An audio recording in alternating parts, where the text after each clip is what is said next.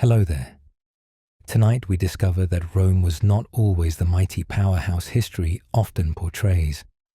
In its early years, it was not the widespread empire we think of today. Yet it was always hungry, and at one point, it was hungry for Greece. Long before Rome became an empire of marble and emperors, it was a restless republic boxed in by mountains, rivers, and rival peoples. To the north stood the Etruscans, to the south the rich Greek colonies of Sicily and southern Italy, and all around it stretched a patchwork of independent towns that guarded their freedom with sword and spear. In those early days, Rome had no grand vision of ruling the wider world.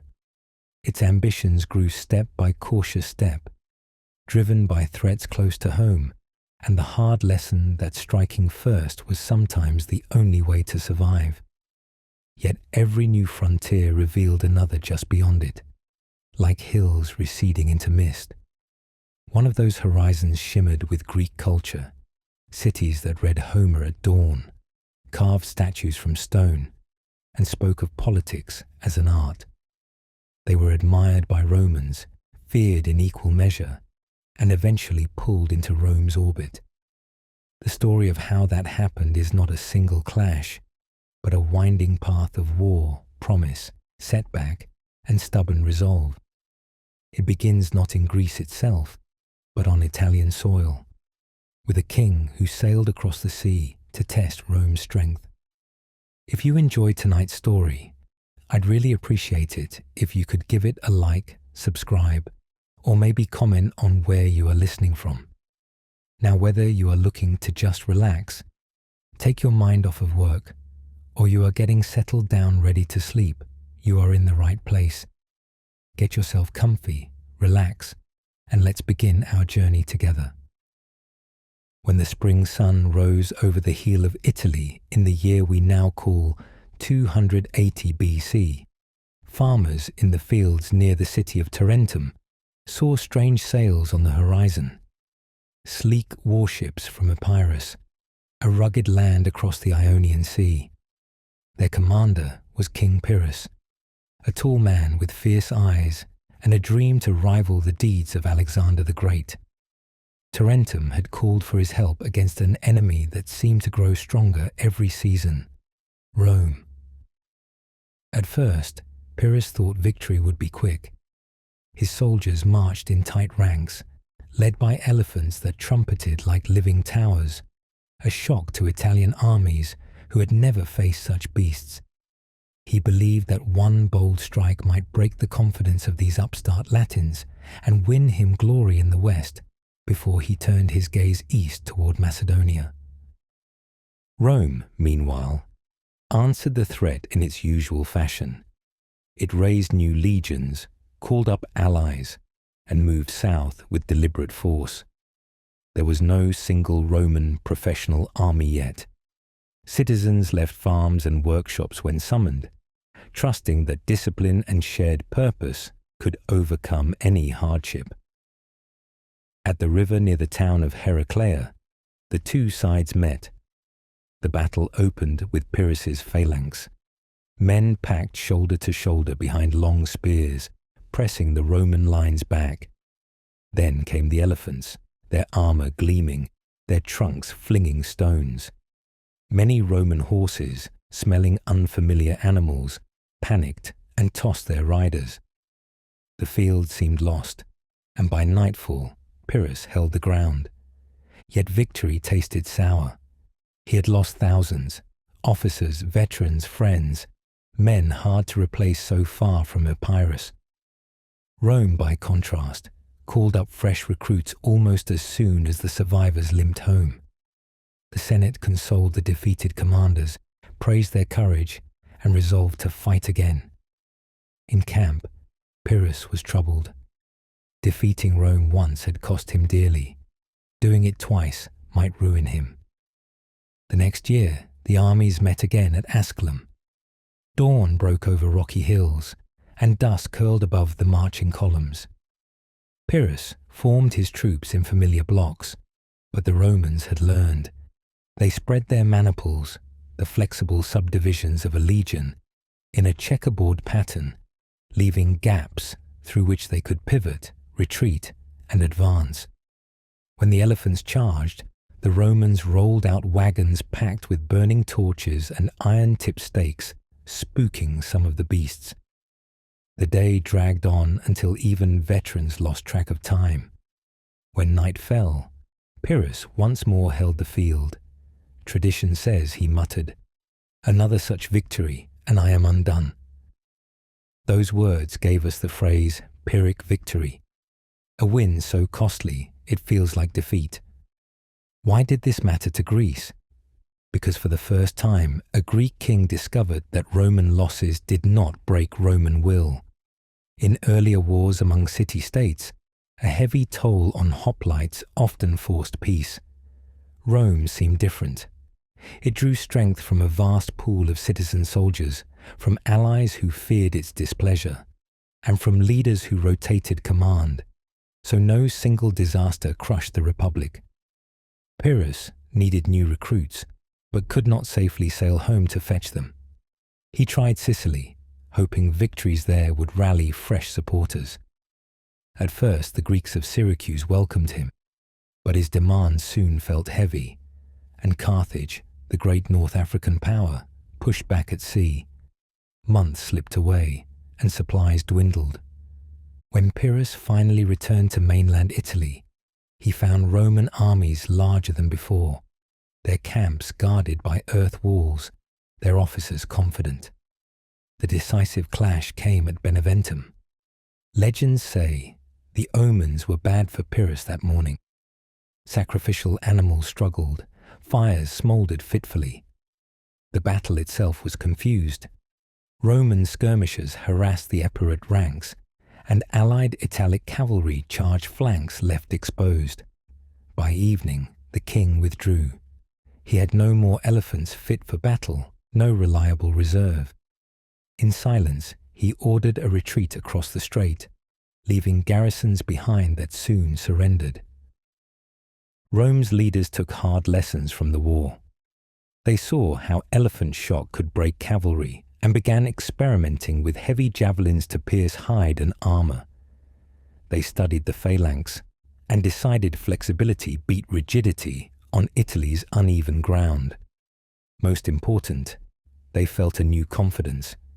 If Rome could withstand a champion from the storied Greek world and still raise fresh armies, perhaps no enemy was beyond reach. The Senate imposed moderate terms on Tarentum, annexed some territory, and left other Greek colonies to ponder their future. For the Greek cities of the Western Mediterranean, Pyrrhus's defeat carried a different lesson. They had hoped that one great leader, backed by traditional phalanx and heroic daring, could stop Rome. Instead, they saw a republic able to survive defeat, adapt tactics, and commit resources year after year. Many began to hedge, sending envoys to the capital, seeking friendship, rather than risking ruin.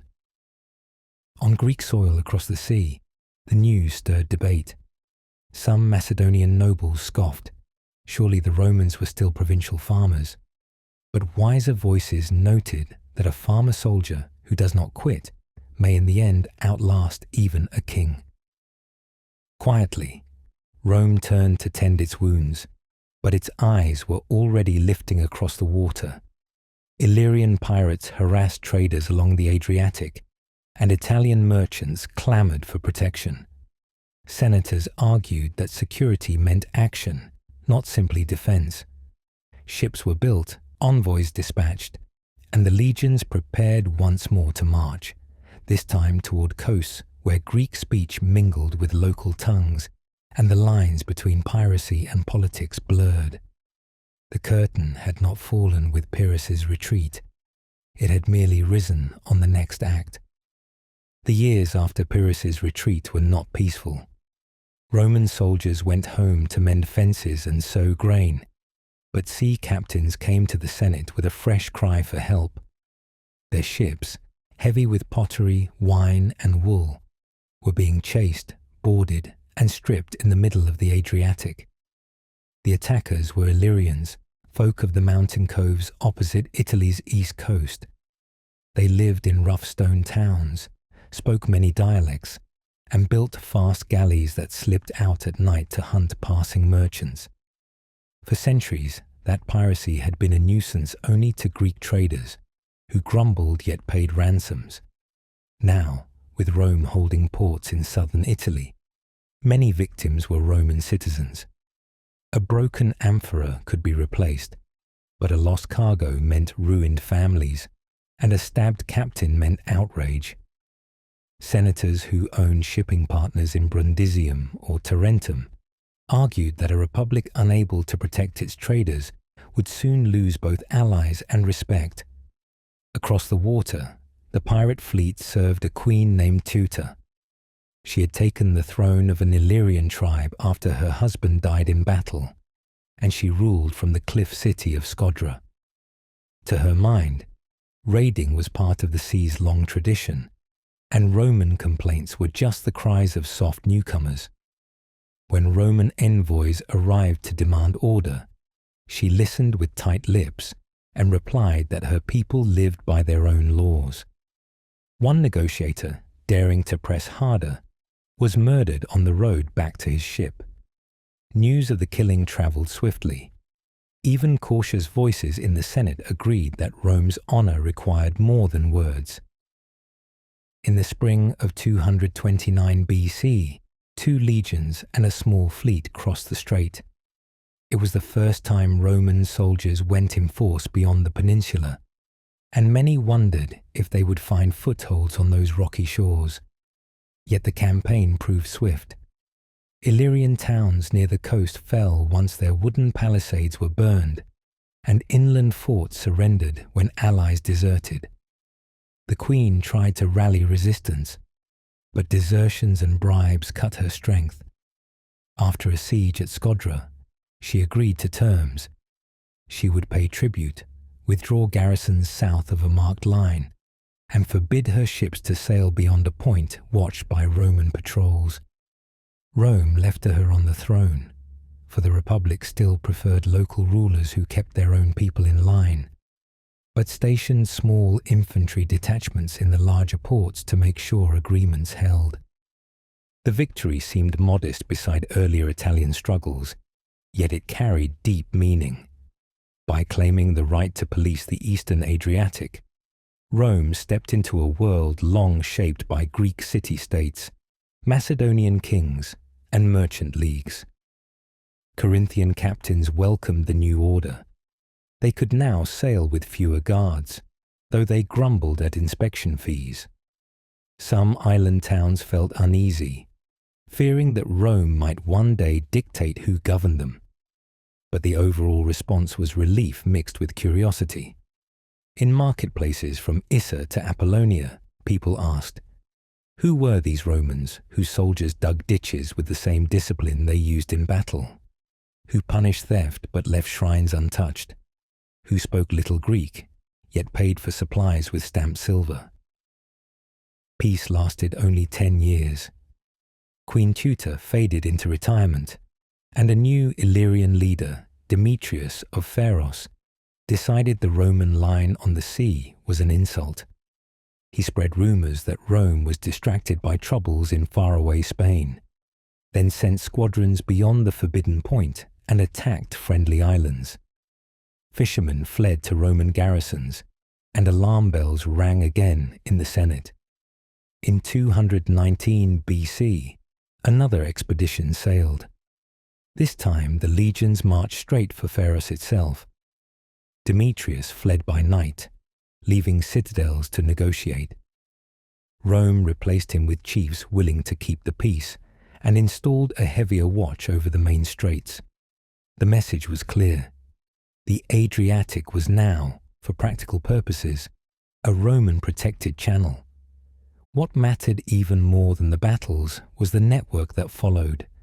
Signal towers on headlands, paved tracks where baggage carts could roll, grain warehouses for winter garrisons, and written treaties that declared Rome the final judge of quarrels along that coast. Young officers posted there learned Greek speech by necessity and grew used to weighing the requests of island councils. In effect, a new habit formed. When Greeks wanted a quarrel settled, they began sending letters not only to old allies like Rhodes, but also to the Senate on the Tiber. Once politics takes a path, it seldom turns back. Yet not all were pleased. In the kingdom of Macedon, King Philip V watched events with a mix of irritation and caution. Illyria had long been his neighbour, sometimes shield, sometimes doorway. Now that doorway opened onto Roman guard posts. Philip V was ambitious. He dreamed of reviving Macedon's power over the Aegean and saw Rome as a rival who might hem him in before his plans matured. When word reached him that Carthage, another enemy of Rome, was faring well in Spain and might soon strike Italy again, he sensed an opportunity. If Rome became trapped in a duel with Carthage, Macedon could act on its northern borders with little interference. To test the waters, Philip sent envoys to the Carthaginian general Hannibal, offering partnership. Rome, learning of the pact, felt its throat tighten. War with Carthage was hard enough without a Macedonian spear poised at its back. Thus, the stage was set for a struggle that would spill far beyond pirate coves and customs posts. The so-called First Macedonian War that followed was less about grand set-piece battles and more about shadow moves, alliances with hill tribes, skirmishes for coastal forts, and the hasty building of fleets on both sides. But beneath those maneuvers lay a deeper pattern thus traced during the Illyrian campaigns. Rome no longer waited for threats to land on Italian soil. It crossed water, built friendships, and positioned armies where future storms might rise. Each outpost, each treaty, each small victory changed the map of power, like stones added one by one to a rising dam. When travellers later wrote of these years, they sometimes skipped the Illyrian wars, calling them minor. Yet merchants counted them major, for on the order that followed hung their profits and lives. Commanders likewise marked them important, because the campaigns taught Rome how to supply armies by sea, how to win allies among Greek-speaking towns, and how to govern across cultural lines without annexing every mile of land. Above all, the wars taught the Republic that swift, decisive action abroad could prevent greater dangers at home. It was a lesson Rome would repeat, refine, and carry into larger conflicts, starting with Macedon itself, where generals and phalanxes waited beyond the mountains, eager for advantage, wary of the growing shadow that now stretched from the western sea right up to their front door. The smell of pine resins still lingered on the fresh watchtowers along the Adriatic, when news reached Rome that changed every calculation. Hannibal, the bold commander from Carthage, had marched his army over the Alps and crushed Roman legions on their own soil. It was 218 BC, and panic shook the Republic. Farmers fled hill villages, allies hesitated, and senators whispered that the city's very gods might be turning away. While commanders gathered what troops they could to meet the new menace in Italy, a quieter message arrived from across the sea.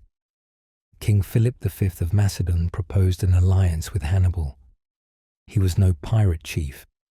He commanded disciplined phalanxes, siege engineers, and the prestige of Alexander's homeland.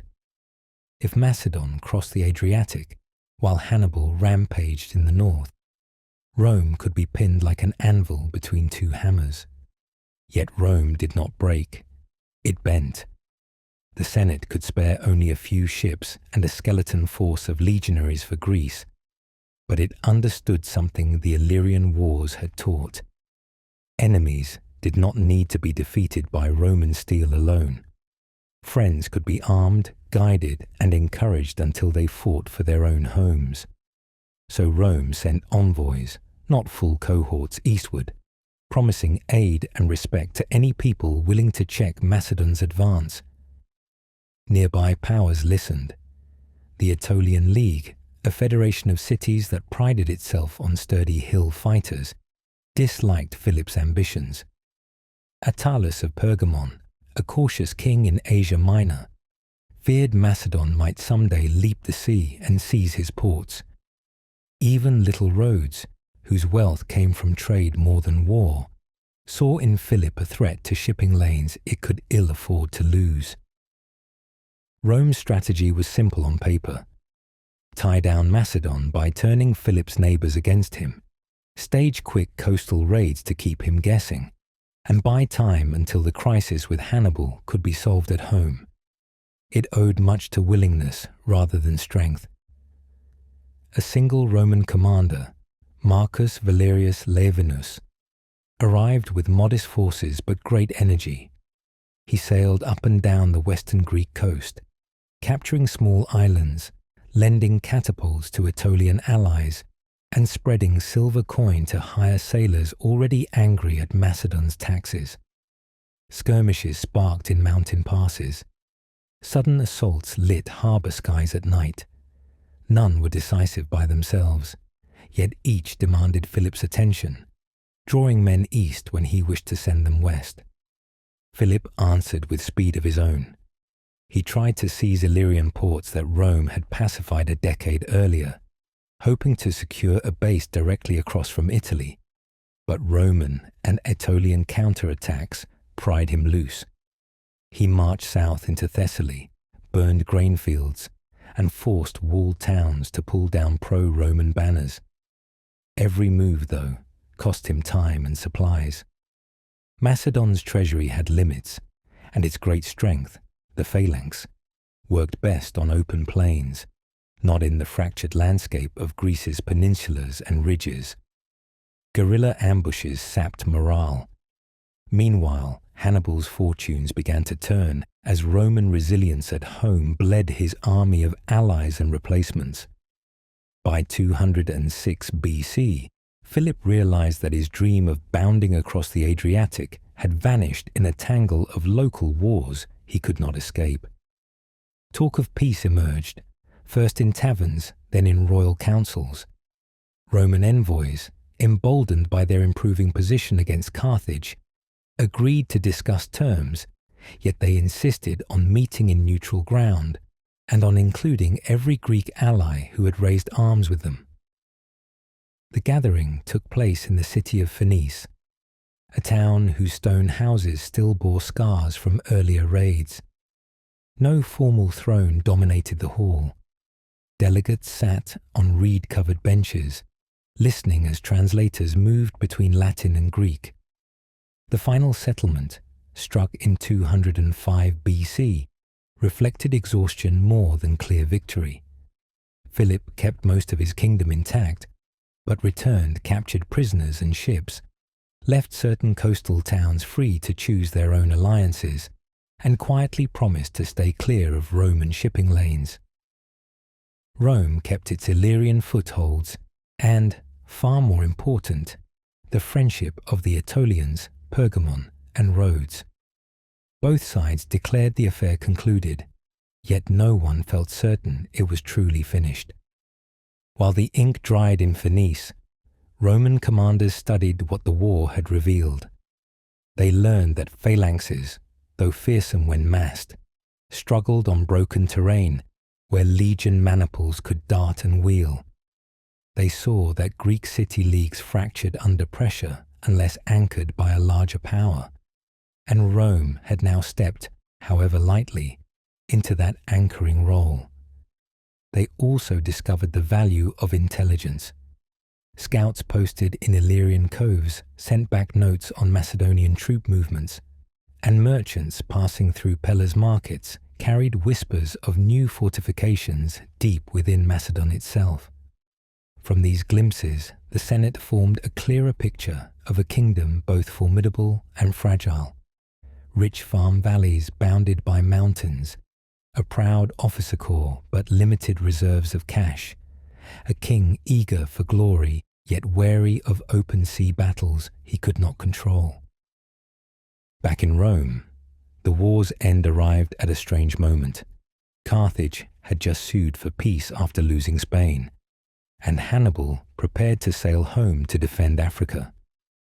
Citizens poured into the streets to celebrate survival on two fronts, but sharp political voices warned that loose ends remained.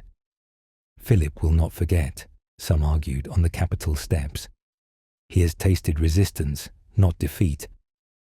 Others counseled patience, noting the treasury was stretched, and many Italian allies lay in ashes after years of conflict with Hannibal. The compromise was watchfulness. Governors in southern Italy repaired roads leading east, built new grain depots at Brundisium and Tarentum, and quietly trained interpreters in Greek dialects. Only a handful of legionaries stayed in Illyria, yet supply stacks in nearby fields hinted they could be reinforced quickly. Among Greek allies, relief mingled with unease. The Aetolians felt cheated. They had hoped Rome would press on until Philip was humbled completely. Pergamon rejoiced at any lull, but wondered if Macedon might turn its gaze across the Aegean again. Rhodes redoubled its shipbuilding, reasoning that whatever treaties said, the future would belong to whomever commanded the sea lanes. Underneath these calculations, ordinary folk noticed subtler changes. Roman bronze coins, bearing simple helmets or she-wolf designs, had become common in market stalls from Acarnania to Epirus. Travelling craftsmen spoke of contracts to repair roads used by Roman supply wagons. Greek scribes found steady employment teaching Latin officers the niceties of local law, so they could draft fair agreements. Day by day, a mesh of shared interest tightened, even if no parchment proclaimed it an empire. Philip, meanwhile, licked wounds and planned. He overhauled his tax rolls to pour silver into war chests, built new city walls along routes he feared Rome might use, and hired Cretan archers famed for precision. He sent agents to forge alliances north with Thracian tribes, hoping a buffer of spears might shield Macedon should Rome return. Yet his ambitions were too large to stay contained. In 201 BC, he struck a secret deal with Antiochus III of the Seleucid realm to carve up territories belonging to weaker Hellenistic kings. News of these grabs, carried by anxious merchants, reached Greek cities that had tasted Roman protection. Delegations hurried west again, this time not merely asking for help, but warning that if Rome did nothing, Macedon would soon be master of every harbour from Thessaly to Rhodes. In the Senate hall, lit by afternoon sun slanting through high windows, the debate felt both familiar and new. Some spoke of war weariness. Others gestured to maps showing trade routes threatened if Philip gained fresh ports. They studied reports from their experienced emissary Titus Quinctius Flamininus, a man young for such responsibility, but admired for clear speech in Greek and calm judgment. Flamininus urged that Rome act not simply as avenger of broken promises, but as liberator of the Greeks. Freedom, he argued, was a banner under which allies would rally, making the campaign swifter and cheaper. The word held power. Senators liked the idea of appearing generous while weakening a rival. In 200 BC, with the ink on the Finis Treaty barely 5 years dry, Rome voted once more for war. Thus ended the uneasy calm that followed the First Macedonian struggle. The Republic had tested the waters east of the Adriatic and found them navigable. Its legions had learned to fight alongside Greek allies and to undermine enemy kingdoms through blockades and shifting coalitions. Philip had learned, too, that Rome could be delayed but not easily deterred, that its promises to small states made those states bold, and that each Roman harbour garrison, no matter how small, represented a bridge across which a full army might march when summoned. The Peace of Phenice looked tidy on parchment, yet beneath the seal lay questions bigger than any treaty could settle. Who would set the rules of the Aegean, and how far would Rome go to keep its new friends safe? The answers would arrive on hills named for wild dogs, in stadiums where crowds begged for liberty, and at feasts where Greek nobles weighed pride against prudence. Answers written in dust and blood when Roman centurions and Macedonian pikemen met again on a fog-bound ridge called Cynocephali. Morning mist still clung to the ridges of northwest Greece when riders brought word that the Senate had chosen war again. The ink on the Treaty of Phenice seemed scarcely dry, yet in Rome's view, King Philip had broken its spirit by grabbing islands, bullying small leagues, and signing a secret pact with the King of Asia. For the Republic, this was not mere greed. It was a direct threat to the grain ships and wool bales that now crossed the Aegean under Roman protection. Still, after the long punishment of Hannibal's invasion, many citizens feared fresh battles. The motion for war passed the assembly only after a tribune read out a list of Greek cities pleading for help, each name reminding voters that allies who once marched beside Rome could not be abandoned without shame. The command went to Titus Quintius Flamininus, barely 30, fluent in Greek, and convinced that diplomacy and force could be fused into a single sharp tool. He sailed with 2 legions, about 20,000 men, plus a fleet lent by Pergamon and Rhodes. His first task was to assure doubtful allies that Rome came as partner, not master. So at every port where his ships dropped anchor, he stepped ashore without bodyguard, addressed the local council in Greek, and promised the same 3 things: lower taxes than Macedon demanded, no garrisons unless invited, and respect for each city's own laws.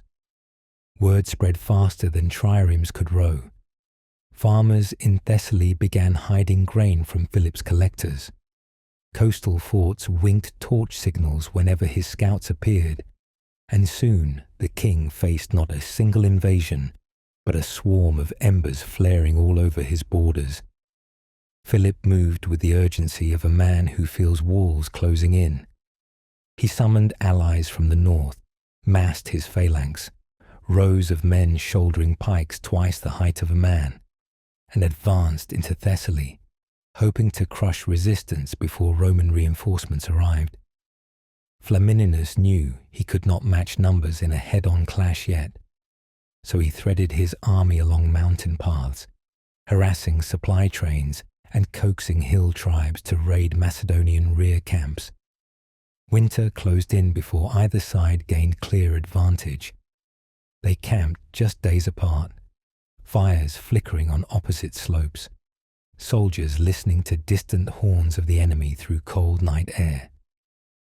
During those long months, Flamininus met envoys from the Achaean League, Sparta, and Athens.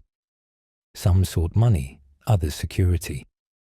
All worried that pledging loyalty to Rome might trade one master for another. He answered that Rome's purpose was not empire but balance, that free cities made stronger trade partners than subjects. It was a clever line, and many wanted to believe it, yet in private letters home, his officers admitted the truth lay somewhere between policy and hope. Spring of 1970 BC broke the stalemate. Philip pushed south, aiming to outflank the Romans in the hills called Cynocephali, the dogheads, named for twin knuckles of rock that rise above rolling ground. Low clouds and sudden rain hid troop movements. Both commanders dispatched scouts who blundered into one another in the fog. Small skirmishes swelled as each side fed reserves into the fight. Philip, convinced he faced only scattered patrols, ordered half his phalanx forward, while the other half struggled across uneven slopes behind. Flamininus seized the moment. He sent light infantry to harry the phalanx's exposed flank, and when gaps opened, he drove legion cohorts straight into them.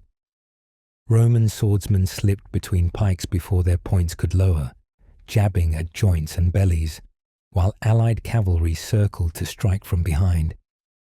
Philip's rear columns never formed properly. Confusion rippled down the line. By midday, the king's proud shield wall was buckling like clay under a potter's thumb. When the centre broke, Macedonian officers shouted for retreat, but retreat on a hillside became rout. The battle lasted perhaps 2 hours. Its end shaped centuries. Philip lost roughly 8,000 men, and 10,000 were taken prisoner, a blow his kingdom could not replace. On the evening after victory, Flamininus walked the ridge among fallen weapons. He understood that triumph on the field was only half the work. The other half was weaving a settlement no rival could unravel quickly. He offered Philip terms far lighter than some allies desired. The king must give up all claims south of his home mountains, dismantle his fleet save a handful of patrol ships, and pay an indemnity spread over years. Macedon would live, humbled but not erased. Why such mercy? Because Flamininus aimed at a broader prize, the goodwill of every Greek city tired of Macedon's yoke, yet wary of a new overlord. If Rome destroyed the kingdom entirely, no balance would remain, and fear might once again bind Greeks together against any foreign power. In the summer of 196, BC athletes, merchants and pilgrims crowded the Isthmian Games near Corinth, a festival second only to Olympia. Midway through the contests, trumpeters sounded a call, and heralds commanded silence. Flamininus stepped onto a wooden platform flanked by senior officers in plain cloaks rather than glittering armor. A scribe unrolled a tablet and, in clear Greek, declared that Rome and the Senate proclaimed all Greek peoples free, to live by their own laws, pay no tribute, and hold their own assemblies. For a heartbeat, the stadium lay stunned, then erupted. Witnesses wrote that cheers were so loud crows fell from the sky, that crowds rushed the arena to embrace Flamininus, showering him with wreaths until his tunic shone with leaves. Gold statues were voted to him, poems etched on stone. Skeptics muttered that freedom announced by foreign soldiers is never simple, yet few doubted the emotion of that day. Greece had not heard a proclamation like it since Alexander promised unity against Persia. Roman detachments did not vanish overnight. Garrisons stayed in key passes until indemnity payments began to arrive. Warships lingered near Chalcis and Demetrius, the fetters of Greece, as Philip once called them. Yet unlike Macedonian overseers, Roman officers usually confined themselves to harbour districts, leaving local councils to argue taxes and festivals as before. Traditionalists in Sparta grumbled that any outside presence, no matter how polite, stained autonomy, but many merchants welcomed the new order. A year without forced levies or sudden blockades felt like early summer after long rain. Temples held Thanksgiving rites, not only for ending the war, but for fresh flows of silver coins and grain that followed Roman trade lanes. Flamininus remained 2 more years, acting less like governor than mediator. When Sparta threatened Argos, he convened both sides, lectured them on the cost of fraternal blood, and hinted that the legions could sail home sooner if quarrels ceased. Most disputes quieted, though old rivalries never died. The larger fact was clear. For the first time in living memory, no single Greek city ruled another, and none dared tax Aegean shipping without consulting Rome. Back in Italy, the Senate tallied costs. The war had drained the treasury less than feared, thanks to allied fleets and Philip's indemnity. Veterans returned with tales of marble theatres and libraries and bright fabrics unknown in Latium. Some carried scrolls of Homer. Others adopted Greek tutors for their sons. Hellenic culture, once admired from afar, now seeped into Roman rooms like scented smoke, subtle, persistent. Critics scowled that soft songs would corrode old virtues, but curiosity proved stronger than caution. Rome's conquest, though military in method, was becoming cultural in effect. Philip, nursing pride and debt, obeyed treaty limits, yet watched Rome's every move. He dispatched envoys to distant tribes, reformed land taxes to feed arsenals he swore were only for defense, and promised his heir Pyrrhus a world where Macedon could rise again if Rome ever faltered. Among the Greeks, too, doubt stirred. Some leaders noted that freedom depended on Roman friendship, and what Rome grants, Rome can withdraw. They saw garrisons, however small, as seeds of deeper control. A generation raised under Flamininus's pledge would decide whether to trust it or test it.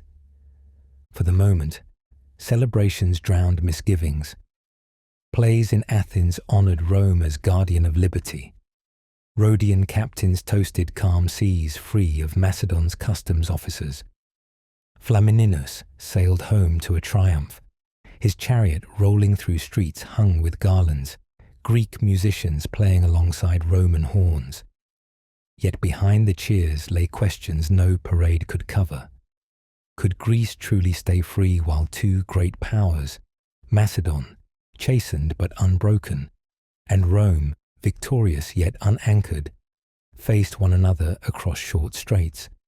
And if another Macedonian king chose to gamble, would Rome's promise of freedom tighten into open rule? Such thoughts lingered like distant thunder as fields returned to harvest and ships loaded new cargoes at Pyrrhus.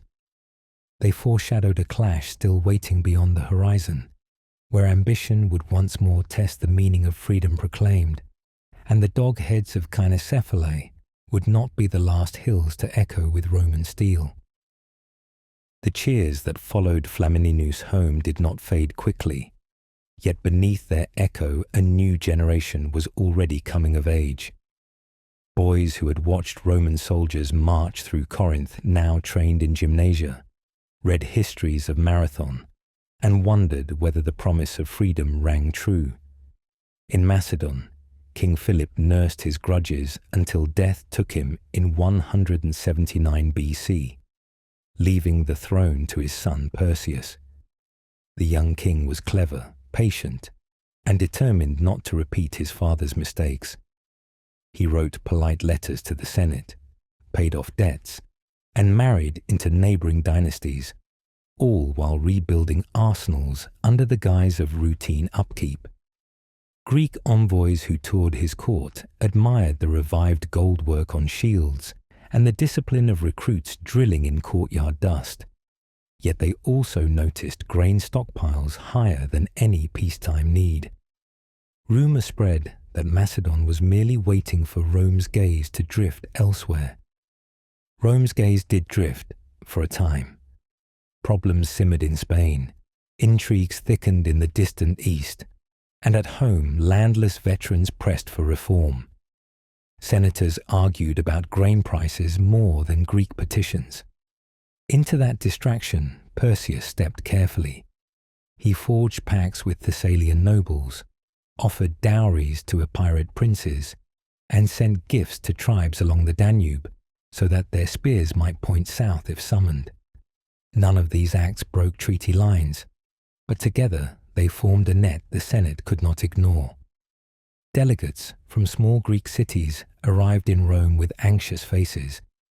Claiming Macedonian agents whispered of a dawn when Roman garrisons would sail away and old kings would rule once more.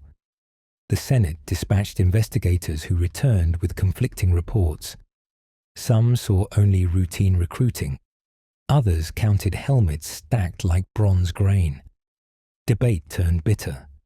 Some elders feared fresh war would drain coin and blood, while younger voices warned that delays had doomed cities before.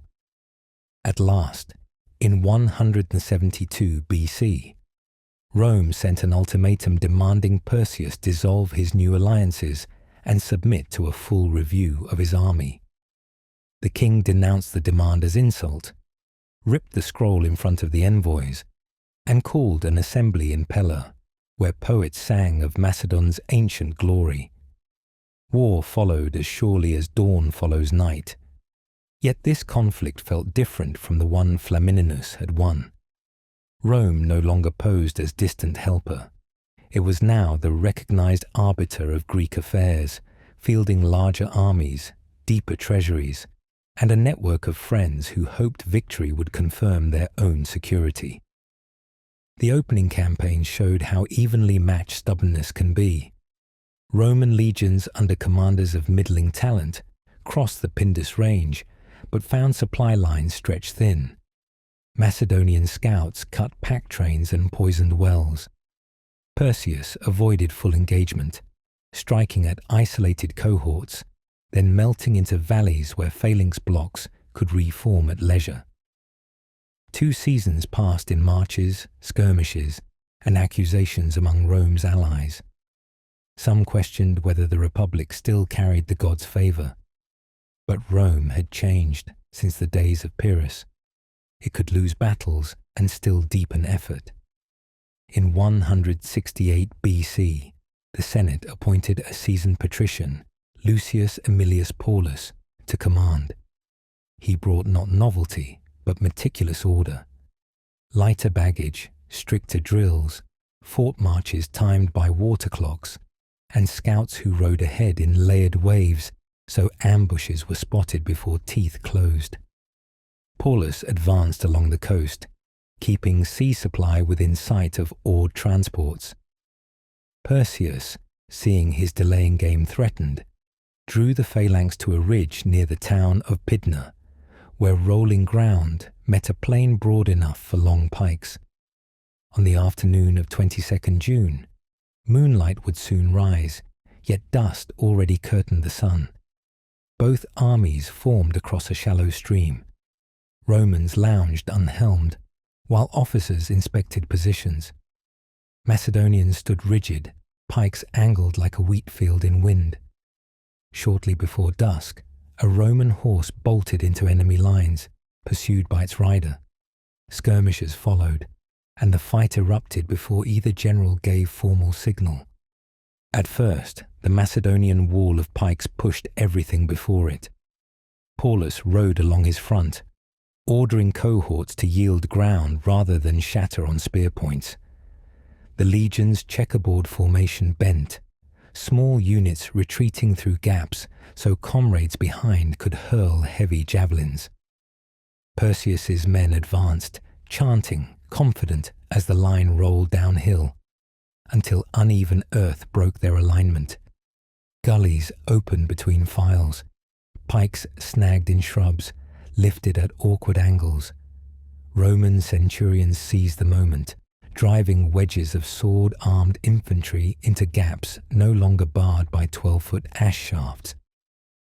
Fighting turned to close quarters, where short blades flashed at throats and groins beneath high shields. On the Macedonian right flank, Paulus sent allied cavalry to circle and strike the phalanx's exposed side. Dust, screams, and the metallic bark of thousands of shields rang into twilight. When night finally cooled the field, Pyrrhus fled with a handful of guards, leaving 10,000 dead and many more prisoners. The Antigonid dynasty, which traced its line to generals of Alexander, lay broken in a single evening. Paulus entered Pella without siege, taking royal treasury wagons heavy with silver that once funded bribes and alliances. In Rome, the news arrived during festival games. Spectators fell silent as heralds proclaimed victory, then erupted in shouts that drowned flute and drum alike. The Senate decided this time mercy would be measured. Macedon was cut into 4 republics, forbidden intermarriage or mutual trade, each paying tribute separately so no single power could rise. Gold mines were closed, war elephant stables burned, and leading nobles shipped west as hostages. It was less a treaty than dismemberment. For many Greeks, the blow landed harder than expected. Macedon, though often overbearing, had been a fellow Greek state sharing language and altars. Some pitied the kingdom's fall. Others feared Rome intended similar treatment for any who crossed it. Yet Pyrrhus staged ceremonies of goodwill, freeing Thessalian cities from taxes and allowing local courts to resume age-old rights. He walked through the ruins of Dion and spared its shrine to Zeus. He invited philosophers to debate with his staff under vine-shaded porticos. Such gestures tempered resentment, but could not erase the shift in power that every merchant and soldier felt when they saw Roman standards ripple above provincial tents. On the journey home, Pyrrhus paused at Amphipolis to distribute war spoils. Allies received modest shares. The largest heaps of coin and artwork were earmarked for Rome's treasury and public monuments. Some officers grumbled that the general kept rare statues for his own villa, yet most agreed his reforms had brought victory and saved lives. Outside the camp, Greek artisans carved scenes of the battle onto marble tablets, blending Roman pay with Hellenic craft. Culture, like water, flowed in both directions. Latin phrases crept into local speech, while Roman youths scribbled Greek verses in notebooks tucked beside drill manuals. Resettlement across Macedonia proceeded under Roman oversight. Town councils, once answering to a king in Pella, now sent petitions to commissioners from the Senate. They laid out land disputes, asked permission to restart coin mints, and sought advice on boundary stones toppled during war. Commissioners replied with Latin edicts translated into Greek, careful to cite precedent yet firm on tribute schedules. It was administration at once pragmatic and intrusive. Free cities found themselves measuring freedom by how far it stretched before touching a Roman seal. Meanwhile, farther south, the Achaean League watched events with a mix of relief and apprehension. Corinthian traders enjoyed safer roads, but League leaders feared Rome's appetite might grow. In secret sessions, fiery speakers urged a stand for true autonomy, pointing to Macedon's fate as both warning and motivation. Cooler heads replied that open defiance would court ruin. Better to adjust alliances and preserve local customs under Rome's broad umbrella. The argument would not stay quiet forever, and Pyrrhus's settlement, however efficient, planted seeds of both gratitude and grievance. Back in Italy, the triumph held in Pyrrhus's honour surpassed earlier spectacles. Prisoners from Perseus's guard walked in chains, their polished armour dulled by dust and shame. Cartloads of bronze shields glittered beside painted boards showing piles of captured coin. Citizens gasped at the scale of treasure, some whispering that so much wealth entering Rome could twist old values. Yet senators allowed themselves one evening of unabashed pride, toasting a republic that had faced phalanxes born of Alexander's legend and emerged master of the Eastern world. The immediate aftermath seemed calm. Macedon's 4 republics paid levies, pirate raids dwindled as Roman patrols widened, and statues of Pyrrhus appeared in Delphi beside those of kings long dead. But conquest by sword is never the final act. Taxes must be collected, grievances aired, rivalries managed. Within 2 decades, a pretender named Andriscus would spark revolt, claiming descent from the Antigonids. Rome would crush him quickly in what came to be called the Fourth Macedonian War, annexing Macedon outright as a province in 148 BC. The cycle of resistance and response revealed a truth emerging across the Hellenic world. Once Roman power arrived, any challenge only tightened its grip. Yet for the moment, after Pydna's dust settled and summer shadows lengthened over ruined camps, many Greeks chose cautious hope. They reopened markets, repainted temple columns, and told themselves that with Macedon gone, jealousies among city-states might ease. Roman commanders, some sincere, some strategic, encouraged festivals and rebuilt roads, keen to show that the Republic could nurture as well as conquer. Children, who had never known a Macedonian king, grew up seeing Roman traders as ordinary neighbours.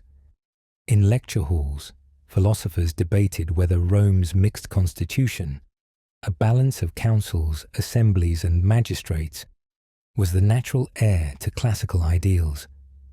Slowly, the trauma of Pydna joined the long tapestry of Greek memory, woven among older tales of Salamis and Cheronea. Still, beneath civic facades, questions lingered like embers. How long would Rome allow free leagues to set their own tariffs? What would happen when local laws clashed with a governor's order? Could a culture famous for shaping minds endure being shaped in turn by Latin ambition? These questions would swell into open conflict when the Achaean League, driven by pride and miscalculation, dared test the limits of Roman patience. The answer would come in flickers of torchlight against marble walls and the crack of beams beneath siege engines.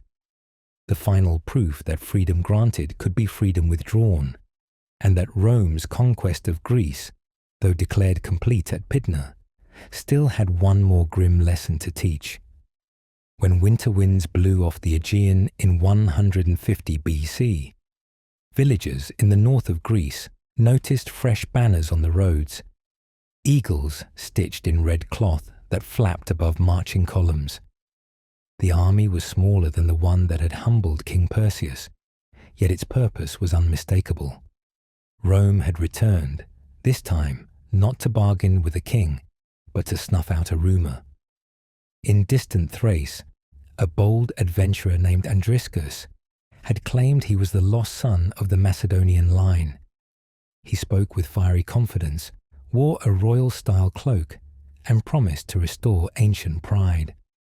At first, elite Macedonians scoffed, but common farmers, weary of new taxes and Roman auditors probing every barn, listened. Andriscus gathered a following, beat a local garrison, and crowned himself in the city of Pella with improvised ceremony. Word travelled fast. Some saw a fool, others a symbol, but Rome saw a spark too near dry grass. The Senate sent Quintus Caecilius Metellus, a commander who valued speed over show. He knew scattered insurgents feed on delay, so he drove his troops across the mountains in late snow, surprising clans that had barely pledged to the pretender. Andriscus rushed to meet him on the plains by the river Strymon, pulling together phalanx blocks made of eager men, but weak drill. Against these green ranks, Metellus used veteran maniples, each unit knowing its role like dancers on a familiar stage.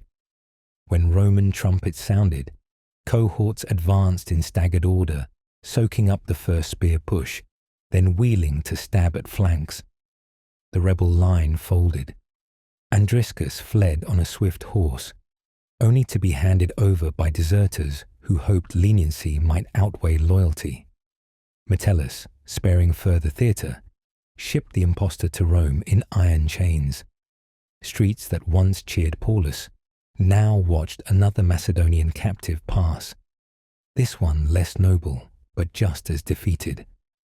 With the pretender gone, senators debated how to prevent yet another spark. Temporary republics had failed, as any loose federation risked new rebellions. So in 148 BC, they voted to turn Macedon into a full province.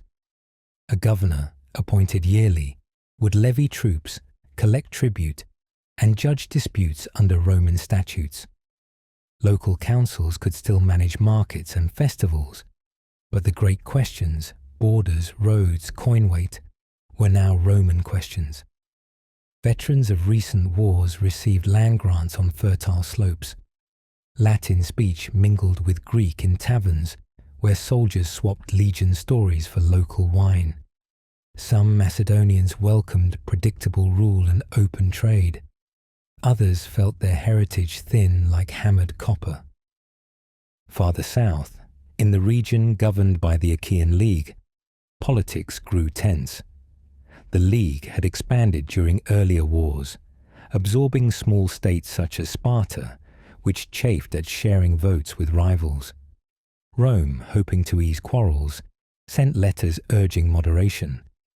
But in the council hall of Corinth, fiery speakers argued that constant Roman advice was a velvet chain. They pointed north. If Macedon could be broken, how long before Achaean charters suffered the same fate?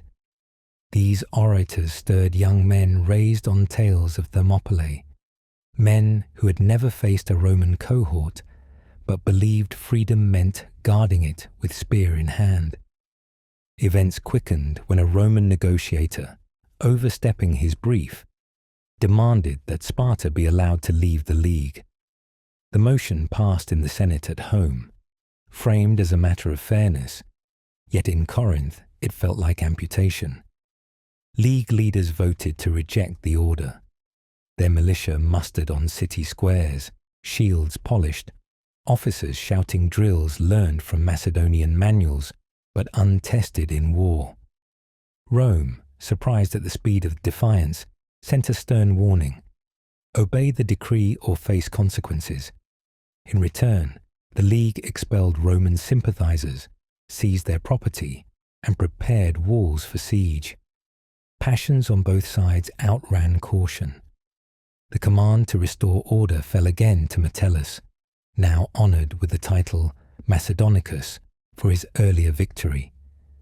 He marched south through passes haunted by memories of Philip and Perseus, reaching Boeotia with an army of perhaps 25,000. Hardened legionaries, Cretan archers, Numidian cavalry, and engineers carrying siege tools. League forces were nearly equal in number, but lacked cohesion. City contingents argued over pay and seniority. Skirmishes outside the town of Scarpheia ended in a Roman win, shaking League morale. Metellus offered negotiations, sensing some elders had lost enthusiasm for rebellion. His offer arrived just as reinforcements under Lucius Mummius advanced from the west with fresh legions. The Senate had decided speed and finality were worth the expense. At this point, in early 146 BC, battle became almost inevitable. League generals chose to make a stand near Corinth, their richest stronghold, hoping high walls and the narrow isthmus would blunt Roman numbers.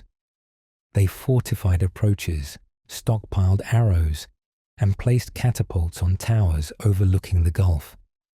Civilians fled or were pressed into digging ditches. Among the defenders walked the priestesses of Hera, praying that their city, famed for bronze work and bright dyes, would not meet the fate of Macedon. Mummius, though lacking the polish of Paulus, was a steady commander.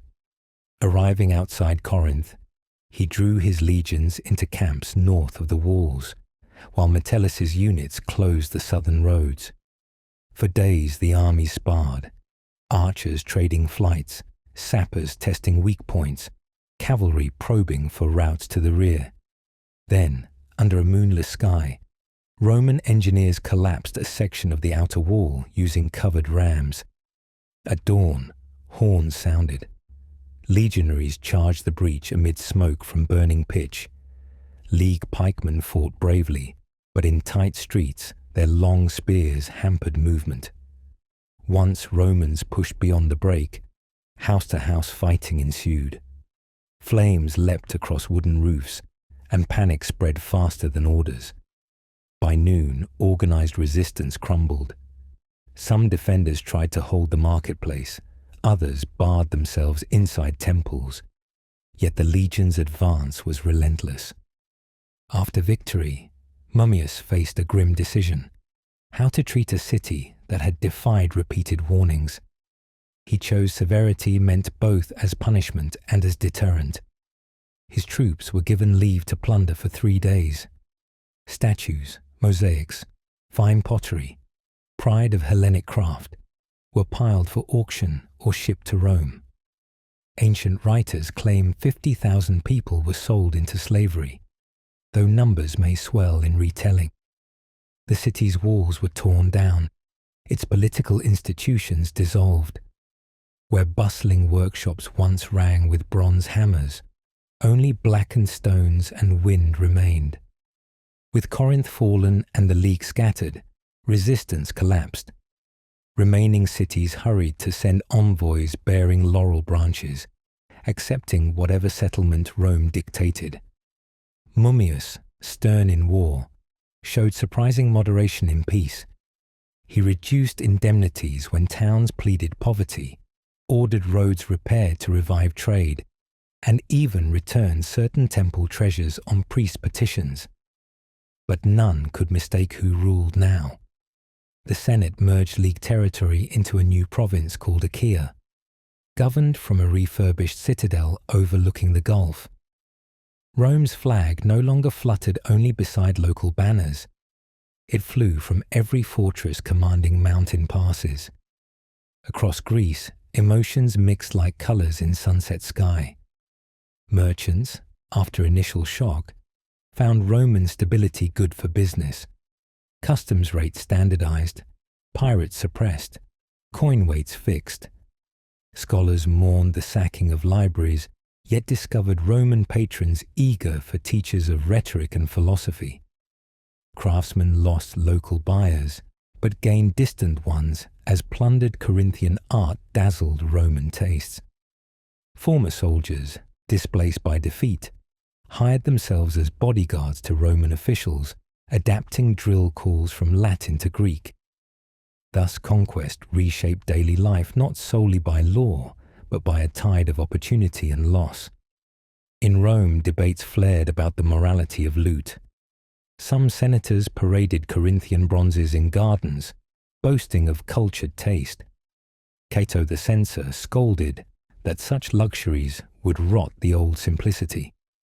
Meanwhile, slave markets flooded with Greek scribes, doctors, and artisans, whose skills changed households and medicine alike.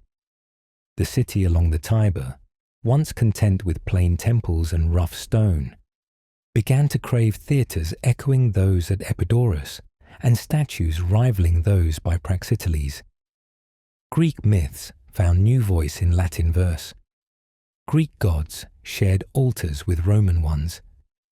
Administratively, the new provinces demanded officials versed in dual systems. Latin decrees had to be translated into Greek legal style. Tax rates had to account for harvest cycles, unlike those in Campania. Young nobles sought tutors from Athens to polish oratory before heading east as quaestors. Thus, cultural exchange accelerated even as political autonomy shrank. The conqueror and the conquered shaped each other, though not as equals. Yet beneath the hum of commerce lay memories of fire at Corinth, quiet warnings that Rome's favour could not be assumed.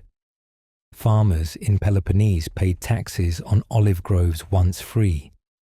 Island communities hosted garrisons whose comings and goings altered festival dates. Some accepted change as price of peace. Others hid weapons in caves, telling children stories of Leonidas and Aratus, hoping future generations might test Rome as Perseus and the League had tried. For now, however, organized resistance was spent. From the foothills of Olympus to the harbours of Rhodes, Greek autonomy, in the political sense, was finished. What remained was to weave the region fully into the Republic's fabric, settle veterans, draw new roads, harmonize coinage, and cultivate local elites ready to sit in Roman tribunals wearing togas over tunics.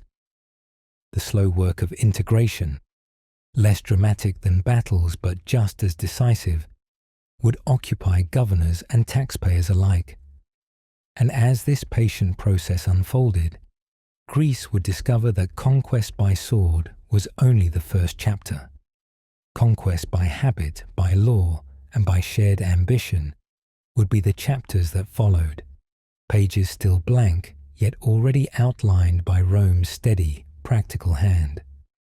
Beyond the smoke of ruined walls and the clang of coins dropping into treasury chests, a wider truth emerged. The journey begun on Italian soil with Pyrrhus had reached its military end at Corinth. But Rome's story with Greece was not merely about winning wars. It was about what happened after, when victors and vanquished found themselves living side by side, trading ideas as often as they traded goods. That next stage, the blending of cultures, the rise of new cities bearing Latin plans and Greek facades, the laws and letters that would travel together across the Mediterranean, awaits its telling. Across the wreckage of Corinth, the years began to slide, at first slowly, then with gathering speed, like a cart on a gentle hill that picks up pace before anyone quite notices. Roman governors arrived each spring to inspect roads, listen to tax clerks, and settle quarrels that local courts could not resolve. Most stayed only a year, wary of accusations they might grow too close to wealthy hosts. Yet the effect of their brief visits was lasting. When a dispute crossed city borders, over grazing land, fishing rights, or the cutting of timber on a shared mountain, the parties no longer turned to Sparta or Thebes for arbitration. They sent envoys west, across the wine-blue Ionian, to plead before the Senate or its chosen legate. Thus, the habit of looking to Rome hardened, thread by thread, into a strong rope of reliance. One spring day in 133 BC, a startling document arrived that tugged that rope farther east. King Attalus III of Pergamon, last of a line that had ruled a wealthy patch of Asia Minor for a century, had died without heir. In a gesture both practical and strange, he left his whole realm to the people and Senate of Rome. Some claim he feared civil war if he named any rival local prince.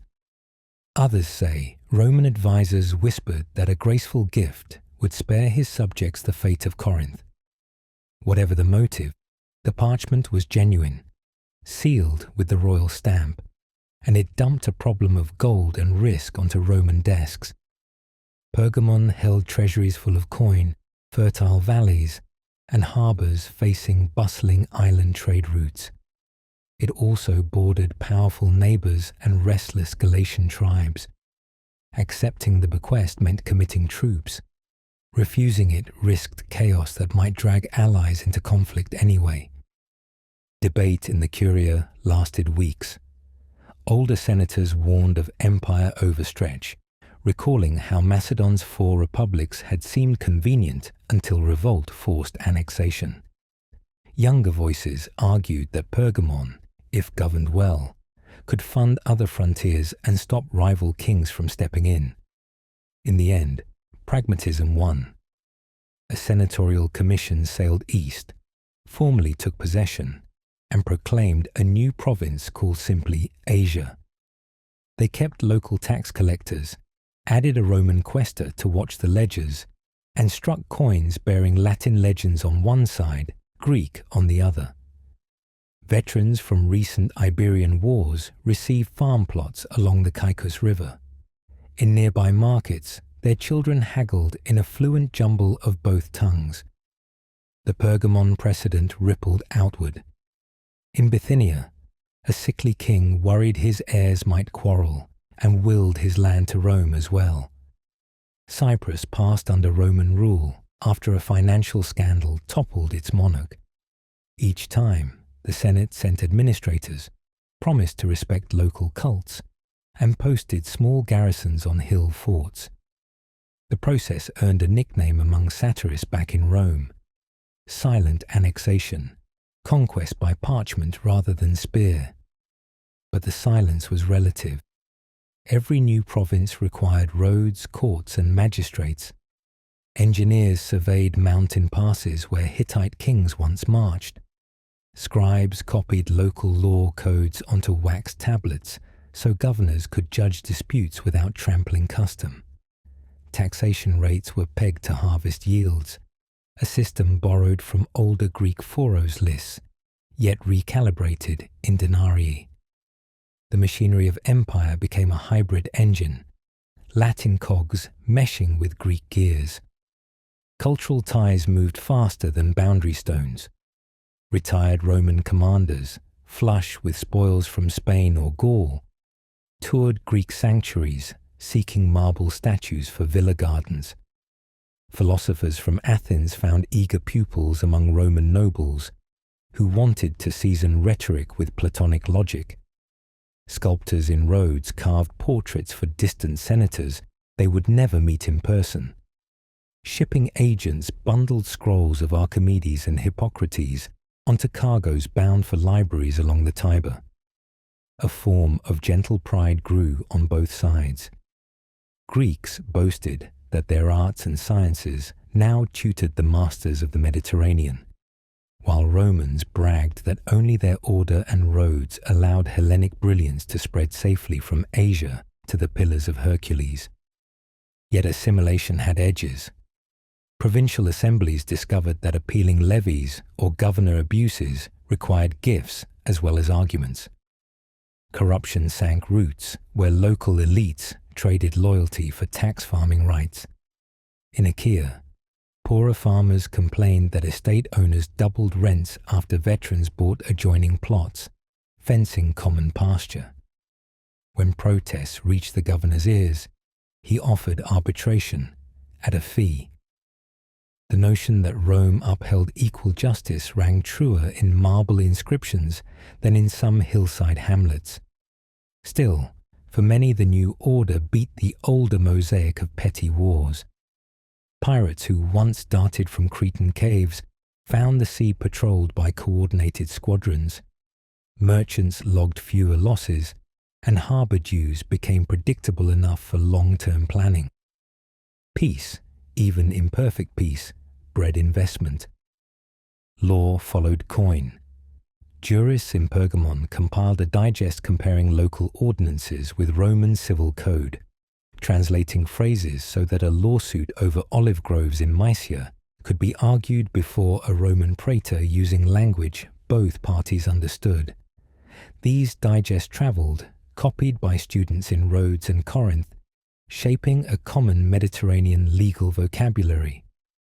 When a banker from Delos extended credit to a potter in Ephesus, both trusted contracts enforceable in any Roman forum from Cyprus to Capua. Commerce no longer stopped at the edge of a dialect or a city's sacred boundary stone. It rode the empire's connective tissue like blood through veins. Religious life, too, intertwined. Romans adopted healing cults of Asclepius, erecting shrines on the Tiber where the sick slept hoping for dream cures. Meanwhile, Greek settlers in veteran colonies built small temples to Fortuna, blending her wheel of fate with Tyche's cornucopia. Festivals crossed borders.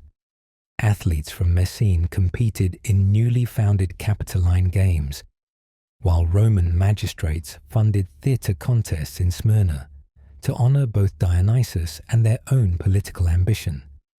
A traveller who journeyed in 100 BC might witness a Latin oath sworn by merchants before a statue carved in the pure Attic style, or hear a Roman centurion mutter a Greek prayer before entering battle in Cilicia.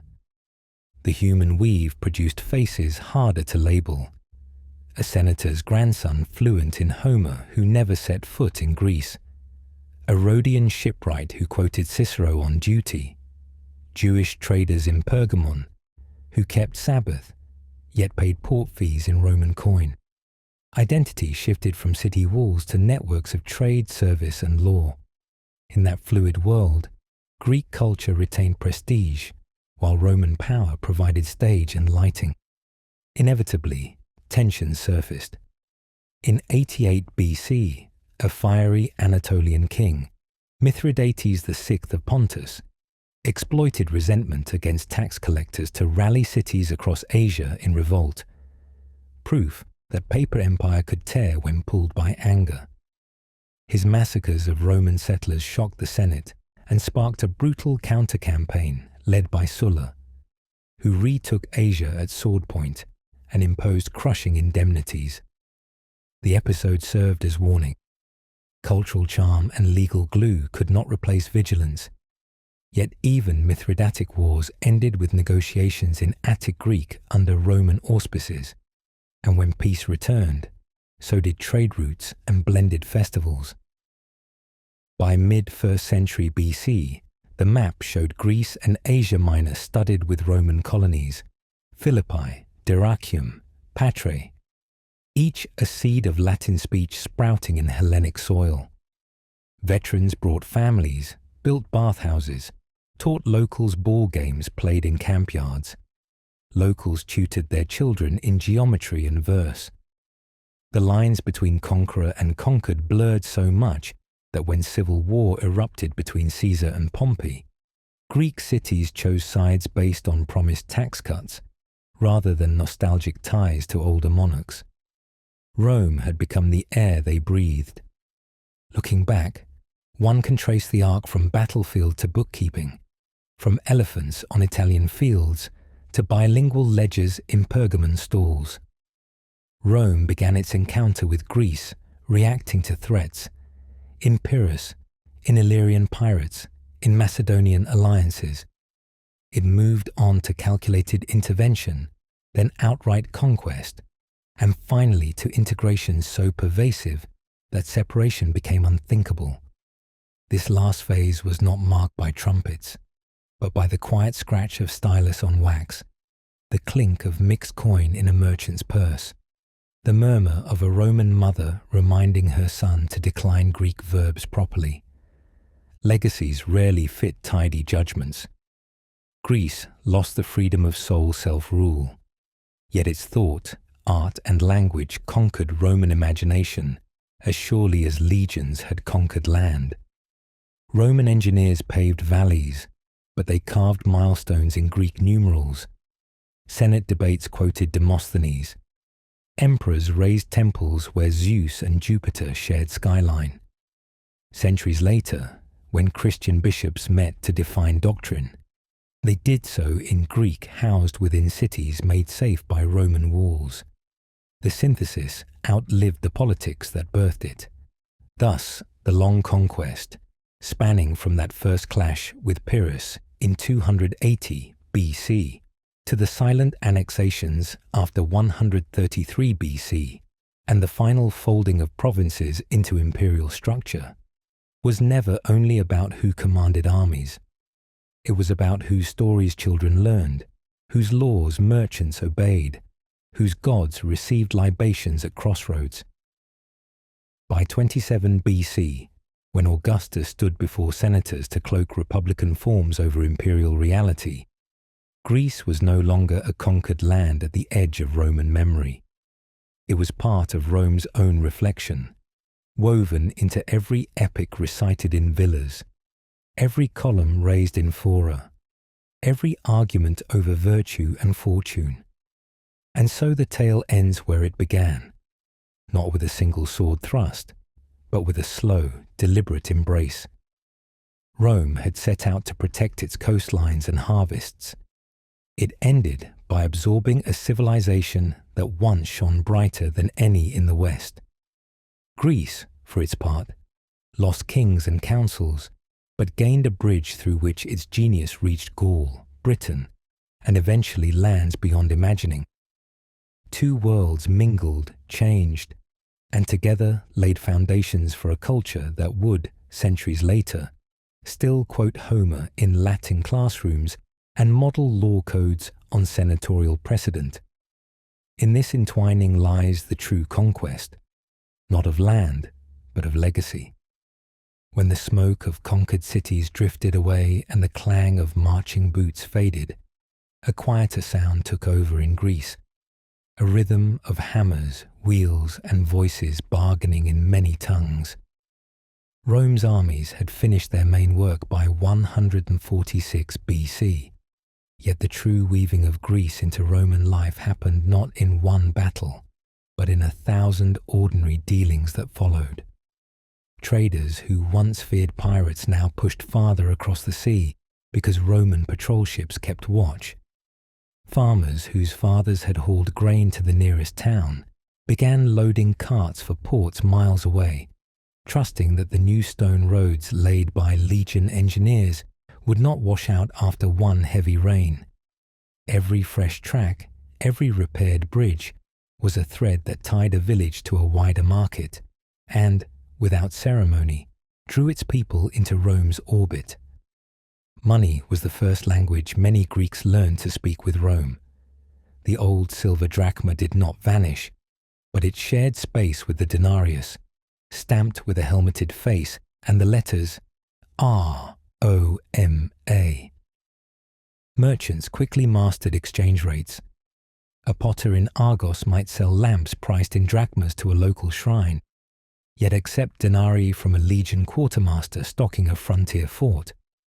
Over time, most big deals, ship cargoes, building contracts, tax payments, shifted to Roman coins simply because it travelled farther without question. And so, with no decree louder than a clink of metal, Greece joined an economy that stretched from misty Gaul to sun-scorched Syria. Taxes moved in the same channels. Governors set levies in sums easy to reckon against Roman revenue tables.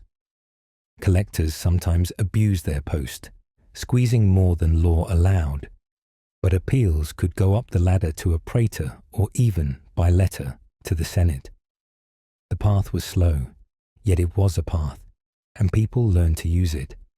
Copies of edicts were posted in Greek beside Latin outside council halls, so no citizen could claim ignorance. Soon local scribes were drafting petitions in both languages, their pens drifting back and forth between alphabets with ease. The roads themselves deserve a moment. One of the first great projects after Achaea became a province was finishing the Via Egnatia, a long ribbon of flat stone that ran from the Adriatic shore across northern Greece to the Aegean. Engineers etched mile markers, each naming the team that set it, and the distance to Rome's golden milestone in the Forum. Inns sprang up at regular intervals, offering bread, olives, and coarse wine to travellers. Couriers carrying official packets could cover distances in days that once took weary caravans weeks. Alongside the roadway rose small markets where shepherds traded fleece for tools cast in far-off Capua. Thus a shepherd who had never seen an eagle standard could feel the empire's pull every time he bought an iron hoe stamped VE for Via Egnatia. Settlements followed soldiers. After each campaign, Rome liked to reward veterans with parcels of land, both to honour their service and to plant loyal hands in new territories. In Greece, some plots were carved from royal estates once held by Macedonian kings. Others came from public land left idle after wars. A typical grant might be 20 acres, enough for vines, olives, and a family garden. Veterans built square houses of sun-baked brick, roofed with tiles that echoed Italian style, but they borrowed Greek tricks for cooling rooms with painted shutters and narrow inner courtyards. Children grew up hearing their fathers curse in Latin when a ploughshare hit rock and then switched to Greek when haggling for seed in the market. Over a single generation, these families blurred lines once marked by war. Culture flowed the opposite way, from Greece into Rome, faster than any army had marched. To impress guests, a Roman host might quote a line of Homer during dinner, slightly mispronounced, but delivered with pride. Scrolls of Euripides and Aristotle became common wedding gifts among senators who wished their daughters to appear refined. Public statues in Rome shifted style. Instead of stiff, tooth-grin portraits, sculptors began carving softer faces, ideal bodies balanced in contrapposto, an unmistakable Greek look. Even the capital's grand temples grew taller and cleaner of line, echoing designs first drawn on Athenian hillsides. Critics like Cato warned that imported art would soften Rome's old backbone. Yet few listeners were willing to trade away such beauty once it stood shining in the sun. Education sealed the exchange. Rich Romans now believed a proper gentleman must speak polished Greek to match his Latin. Families hired tutors from Crete or Rhodes, men who carried little more than a wax tablet, a reed pen, and a reputation for strict lessons. Pupils recited poetry at dawn, copied maxims about virtue at noon, and practiced debate by twilight. Some students travelled to Athens for advanced study at the academy, paying board to widows who rented attic rooms overlooking cracked columns. There they discussed ethics under plane trees whose roots remembered Socrates. When these youths returned home to run courts, command legions, or manage estates, they brought with them a taste for clear argument and proportion that shaped everything from legal speeches to garden layouts. Religion, too, found room for blending. Roman leaders respected Greek shrines, arguing that honoring local gods pleased their own. They identified Zeus with Jupiter, Athena with Minerva, and so on, a practice scholars later called interpretatio. Festivals gained mixed flavors.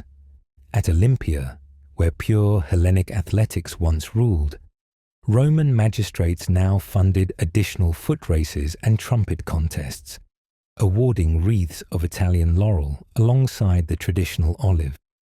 In Corinth, after rebuilding slowly from its sack, craftsmen forged bronze plaques showing Heracles holding club and lion skin, but wearing a short Roman military cloak, a quiet nod to both traditions. Cities competed for imperial favour by improving public life.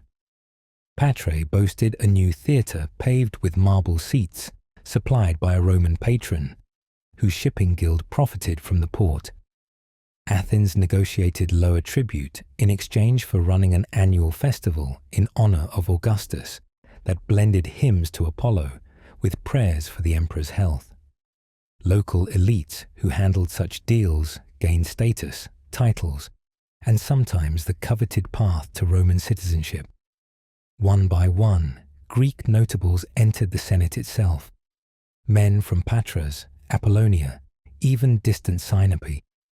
They swore the same oaths as senators from Latium, though they might still dream in Greek. Over land and sea, the empire's heartbeat quickened. Grain from Thessaly fed workers building aqueducts in Gaul. Timber from Pyrrhus propped up stages in Rome's grand amphitheatre. Marble from Thasos faced bathhouses along the Rhine.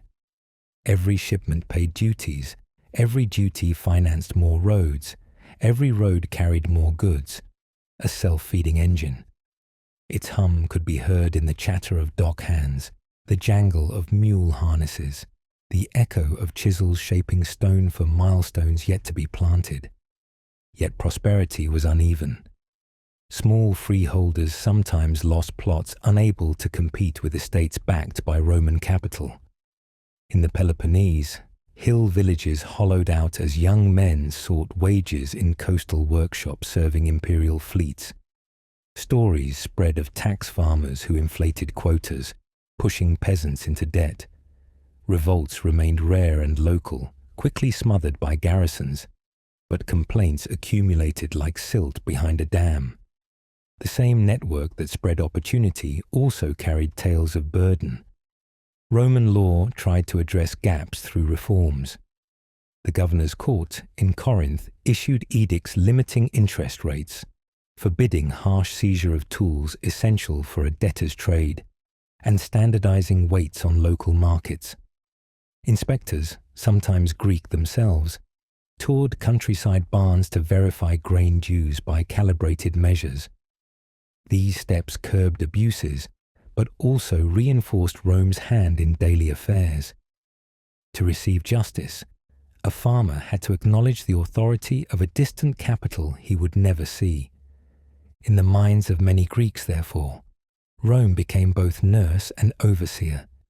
It healed wounds left by centuries of city-state rivalry, yet it also decided when and how those wounds could be treated.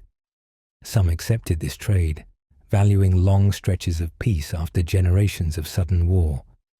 Others clung to memories of fiercer freedom, telling children ghost stories of Miltiades and Leonidas, heroes who fought without waiting for foreign approval. Such tales were not seditious. Rome enjoyed them too, claiming kinship with past bravery. But they preserved an ember of independence, glowing faintly beneath layers of accommodation. As decades passed, that ember would feed new identities rather than rebellion.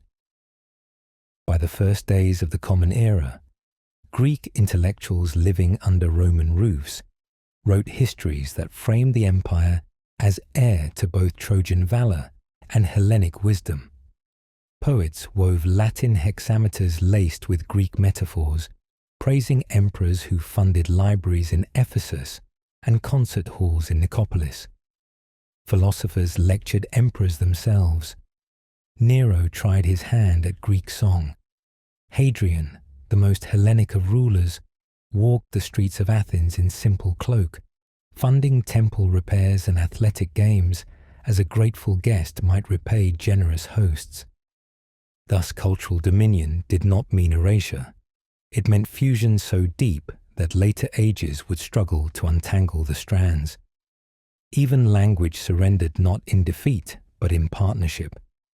Greek remained the tongue of thought in the East, Latin the language of law and command. Where they met, a bilingual generation crafted new expressions, new humor, new ways to frame the world. They joked that a man who spoke only one language had only half a mind. True civility meant being at ease with both. And so the conquest of Greece entered its most lasting phase, an invisible annexation of habits, books, and hopes. A road could be dug up, a city could burn, but a style of argument or a melody taught in childhood slipped easily across borders. By sharing such intangibles, Rome and Greece entwined destinies until neither could fully separate from the other. The next and final chapter of this story will follow those threads to their furthest reach, asking what legacy remained when swords rusted, coins lost shine, and only ideas continued their march through time. Night settles over ruins more gently than day ever did. Moonlight smooths cracked statues, wipes soot from old brick, and makes toppled columns look almost whole again. If you visit the hill above Corinth when the cicadas fall silent, you can almost forget the fires and hear only the hush of sea wind below. Yet history never truly sleeps. In the fading embers of Roman conquest, new chapters kept turning, quietly, steadily, linking Greek genius to Roman order in ways no general could have foreseen. Not long after veterans marked their fields along the Via Egnatia, a young governor named Gaius Octavius, destined to become Augustus, walked those same stones surveying the work of engineers. He admired how the road knit scattered valleys into a single line of trade. Later, when he stood before the Senate to accept rule of an empire stretching from Gaul to Syria, memories of Greece guided him. He founded Nicopolis near Actium to honor his decisive sea victory, built libraries stocked with Homer and Plato, and commissioned poets who harmonized Latin verse with Greek meter. In return, Greek cities hailed him savior and benefactor. erecting arches where his statues wore the aegis of Zeus, alongside the civic crown of Rome. Conquest had yielded to partnership. Power wrapped itself in the prestige of learning. Under the early emperors, that partnership deepened. The civil service in the East functioned mostly in Greek.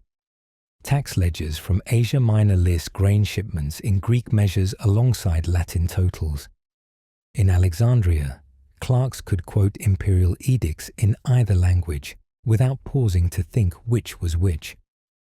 Doctors copied Hippocratic treatises on papyrus stamped with Roman legions' boar insignia, ready for field kits along the Danube. Even law codes blended.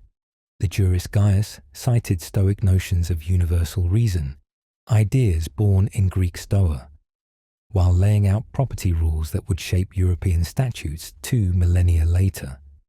Religion changed shape as well. When Paul of Tarsus wrote letters about a new faith centered on a crucified Jew, he wrote them in polished Koine Greek, because that was the language traders and soldiers shared across harbors from Ephesus to Puteoli. Those letters reached Roman roads in papyrus rolls tucked into merchant satchels. Later, when emperors weighed which creed might best bind a diverse empire, they convened councils not in Latin but in Greek, Nicaea, Chalcedon, so bishops from Egypt to Britain could argue without interpreters.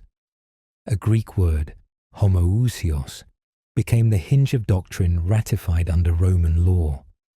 Cities kept the rhythm. Thessalonica thrummed with export of timber for trireme masts. Its harbour warehouses marked crates with both Greek names and the emperor's fiscal stamp. Athens, though long past its classical political power, resurfaced as a finishing school for Roman elites seeking polish. Hadrian studied there, built a grand library, and even tried reviving the Pan-Hellenic Games. In the Agora, itinerant philosophers debated whether Stoic virtue could survive sumptuous Roman baths. They concluded a hot soak harmed no soul if self-control remained. Thus, Greek ethics moderated Roman luxury, giving new vocabulary to old temperance. Art followed trade routes. Workshops in aphrodisias carved marble busts of emperors with hair in precise corkscrew curls, a nod to Hellenistic sculptural finesse, then shipped them to forums in Gaul, where local magistrates displayed them as signs of shared civilization. Wall murals in Pompeian villas painted mythic scenes of Achilles and Hector, yet the patrons hosting dinners beneath those frescoes discussed Senate bills about provincial grain tariffs. Myth, commerce, law. Each borrowed colour from the other until separations blurred like wet pigment. Education formalised the blend. The Emperor Vespasian endowed chairs in Greek rhetoric at Rome, ensuring that fluent command of the older tongue remained a badge of rank. By Trajan's reign, provincial boys of mixed ancestry could rise to high command by mastering both Cicero's cadence and Demosthenes' thunder. In Bithynia, Pliny the Younger inspected aqueducts and theatres, praising Greek civic spirit, while enforcing Roman fiscal discipline. Letters he sent to the emperor, still preserved, slip comfortably between admiration for local festivals and concern over unlicensed guilds. His casual tone shows how normal the dual identity had become. A Roman supervising Greek cities felt no contradiction. Meanwhile, retired soldiers in Achaea grew old, telling grandchildren about service along the Rhine, while the youngsters fetched water from fountains adorned with nymphs. Local dialects softened under Latin loanwords. Latin itself adopted Greek endings for new technical terms in medicine, astronomy, and engineering. Syriac scribes translated both languages into their own, carrying mixed knowledge along spice trails. Everywhere, borders of tongue and tradition overlapped like waves on a shore. Political earthquakes did occur. crises of succession, plagues, invasions by tribes who spoke neither Latin nor Greek. Yet each time rupture threatened, the twin pillars of Greco Roman culture withstood shock better together than either alone. When Emperor Diocletian split administration into eastern and western halves, Greek naturally served the east, Latin the west. The empire did not fall apart at that seam, at least not yet, because the languages already cooperated in countless contracts, prayers, and epigrams. Soldiers from Dalmatia, drilled by Latin commands, still swore oaths at shrines where priests chanted Greek hymns. Unity persisted, partly because diversity within a structured frame was a habit generations had learned since the first Roman treaties with Greek leagues. Even as the Western Empire crumbled in the 5th century AD, the Eastern, what we now call Byzantine, endured, calling itself simply Roman, but speaking mostly Greek. Its legal mind compiled Justinian's code, preserving Roman jurisprudence in Greek classrooms. Its architects crowned Hagia Sophia with domes that fused Roman concrete boldness and mathematic harmony traced to Samos's geometers. In distant monasteries, monks copied Virgil beside Homer, steady hands stitching Latin parchment and Greek papyrus into the single greatest library chain of late antiquity. Without that bilingual scholar life, much classical wisdom might have perished in the dark of collapsing cities. Centuries later, Islamic thinkers translated Aristotle from Greek texts kept in Syriac monasteries under former Roman lands, feeding European scholastic revival. Renaissance scholars fleeing Constantinople's fall in 1453 carried those same scrolls to Florence, where Latin printers laid movable type onto Greek pages. Thus, a Florentine merchant's son learning geometry in 1500 traced his lesson back through an unbroken chain of conquerors and conquered, each passing the torch wrapped in the other's cloth. If legions and phalanxes wrote the opening act, the middle and closing acts belonged to scribes, builders, parents naming children, cooks spicing stew with herbs traded on roads, whose paving stones still bear creases of Roman cartwheels. In that long, quiet conquest, no census could tally victory. It blooms instead in every library's dual script index, in legal terms like proheresis, finding place in Latin treatises, in church liturgies weaving two alphabets into one creed. Greece, politically absorbed, culturally persisted. Rome, militarily triumphant, intellectually bowed. Together, they created a platform from which later ages would launch everything from civil law to tragic theatre to scientific method. Picture, finally, a classroom in late Byzantium. Narrow windows, oil lamps, children reciting the Aeneid in sing-song Greek accent, their teacher correcting pronunciation with patient smile. Outside, stone blocks of an old Roman bath lie repurposed as foundations for a small chapel. The empire they belong to will soon face new conquerors, but the lesson whispers forward across time. Swords take cities, stories keep them. Rome amassed territory, Greece mapped the mind. Their union, sometimes loving, sometimes strained, proved that power multiplied by imagination outlives both. That legacy still flickers every time modern law courts cite Latin phrases to defend ideals first pondered under a Greek portico. Every time a scientist names a star with Greek roots using Roman letters. So ends the tale of conquest that became communion, of two worlds meeting in struggle and parting as one. Rome beat Greece on the battlefield, but Greece won a second life inside Rome's mind. After the wars, Pyrrhus, the Illyrian pirates, 3 rounds with Macedon, and the fiery fall of Corinth, Roman roads, laws, and coins spread across the Aegean. In return, Greek art, science, and ideas flooded back along those same roads. A farmer now paid taxes in Roman silver yet prayed in Greek. A senator quoted Homer to justify new laws. This exchange never stopped. Provinces like Pergamon joined the Republic by gift rather than by siege. Emperors from Augustus to Hadrian wrapped their power in Greek culture to look wiser, not just stronger. When the Western Empire collapsed, the Greek-speaking East kept Roman law alive, copying both Homer and Cicero so later ages could read them. That blended heritage still shapes us. Every courtroom subpoena, every medical term like hemoglobin, every word such as autonomy, carries traces of both eagle and owl. Stand today among the ruins of Corinth, and you see more than broken stone. You see the roots of a living tree. Rome's force cleared the ground, Greek thought seeded it, and together they grew a civilization whose branches reach into modern classrooms, parliaments, and libraries.